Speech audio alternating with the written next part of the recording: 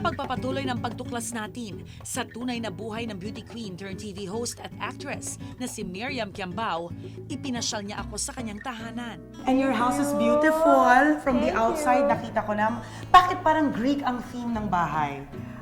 Actually, this is the house that my husband and his late wife built Okay. 2 years ago. Yes. So, bumalik lang kami dito kasi nagusto ko rin yung bahay. Tapos nirenovate namin according to my taste. Marami bang nabago dito sa house? Pina-expand namin yung living room. Alright. We rearranged some furnitures. We retiled the bathroom. Yeah. Nasaan ang Miriam's touch dito sa bahay na ito? Ito, mga furniture ko na to. Accessories ko yan. Saan galing itong mga to, Miriam? Galing pa to sa dati kong condo. This is from my trip in Vietnam. Nung nagpunta kami ni Paolo Bediones ng extra sa Vietnam.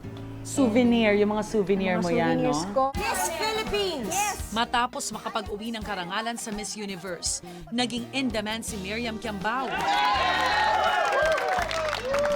Naku, ipagpaumahin niyo na po at ngayon lang ako nakarating. Pero bukod sa showbiz career, naging makulay at maingay rin ang kanyang love life. Ito ang tinatawag na isang programang talaga namang pasang-masa.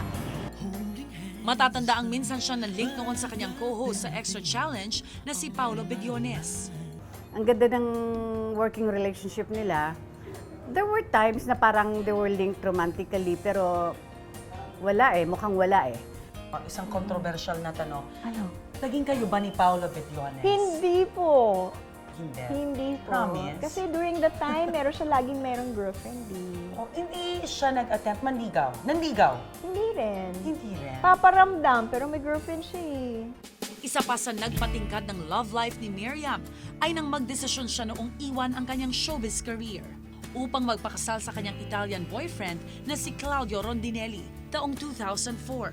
When she got offered all those parang show-busy jobs, she accepted, worked hard, pero hindi yun yung talagang where her heart is. She has always wanted to have a family. Yung ganon. Matapos magpakasal, nagdesisyon din si Miriam na iwan ang Pilipinas at manirahan sa Hong Kong kasama si Claudio. Ipinakita pa sa akin noon ni Miriam sa programang Pinoy Abroad ang kanyang naging buhay may asawa.